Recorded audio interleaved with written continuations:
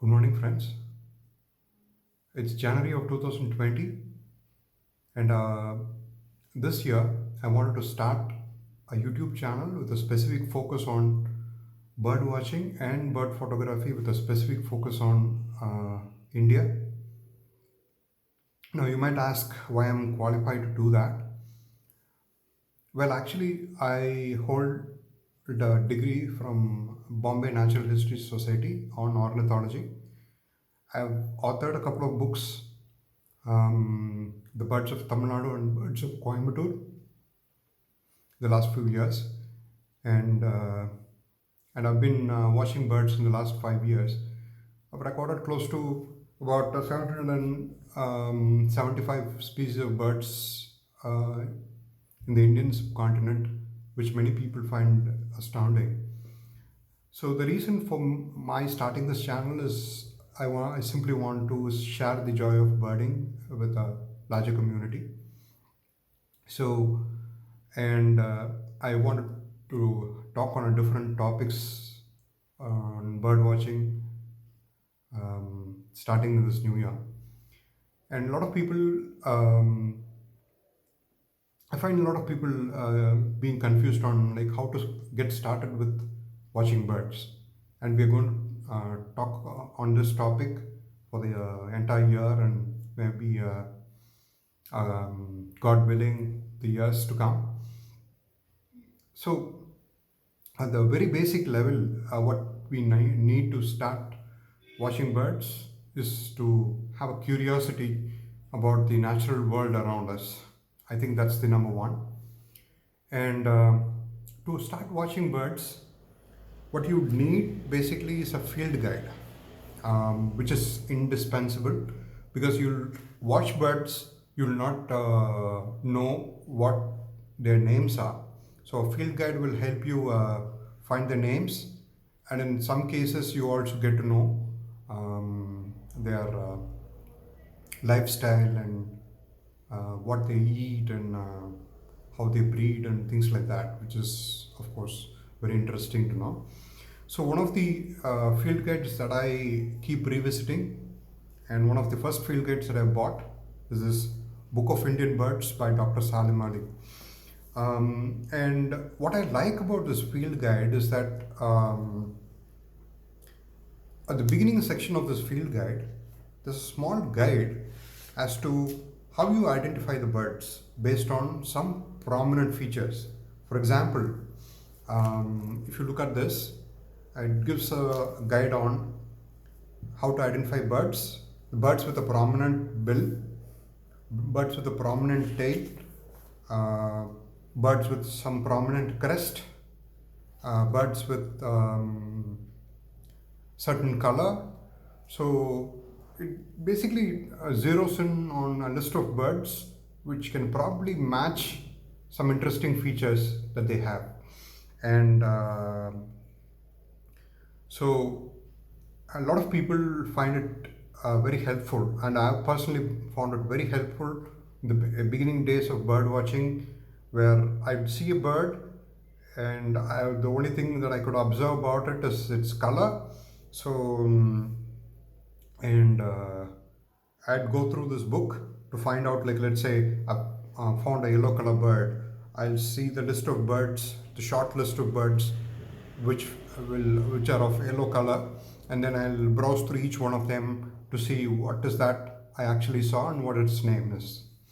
So, and you could do that. I mean, you can go through the, for example, this is sober color birds, which is like plain brown color birds. So, first you go through what was the size of the bird? Was it like bigger than a sparrow, smaller than a sparrow? Was it bigger than a quail? Was it bigger than a bulbul, myna? And so you basically arrive at a very short list of birds, which you can then go through this field plates to identify. I mean, to get a graphic illustration on what the bird could be, and each bird has a number written next to it, and then you refer to the number over here, to find out the name of the bird and some more information about identifying the bird. And so this is something which was very helpful, at least in the initial days of bird watching. And of course, after that, you graduate and then you are able to distinguish which know what family the bird usually belongs to, and then you'll be able to go to that particular section which deals with that family and try to zero in on what you saw. But initially, I think when we are just getting started with the bird watching, this was something which was very helpful for me. And another interesting field guide, which most of the bird watchers in India use, is the Birds of the Indian Subcontinent by Grimmett and Inskip, which is simply known as the Grimmett Guide. You can find it on Amazon. Both these books you can find it on Amazon or Flipkart, or any of the online portals. You can even find in most of the bookstores now. So this is something that you will definitely need if you want to move a little further from the basics. So another thing what you need is a pair of binoculars like the one that I have in my hand right now. So there are a few types of binoculars that you can use. One is, I think, the Poro prism binoculars and the roof prism binoculars. What you see here is the roof prism binoculars.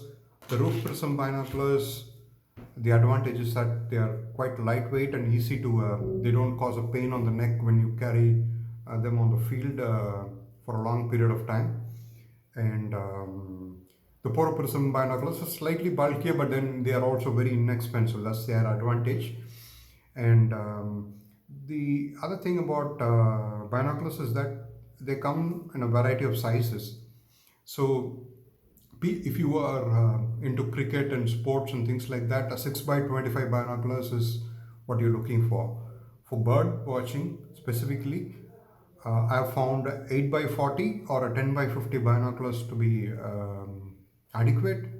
In most of the cases, 8x40 is what I see most of the bird watchers using. And the thing about binoculars is that they come in a variety of prices and in a variety of brands. Nikon, Bushnell, Celestron, Swarovski, all of these are good brands.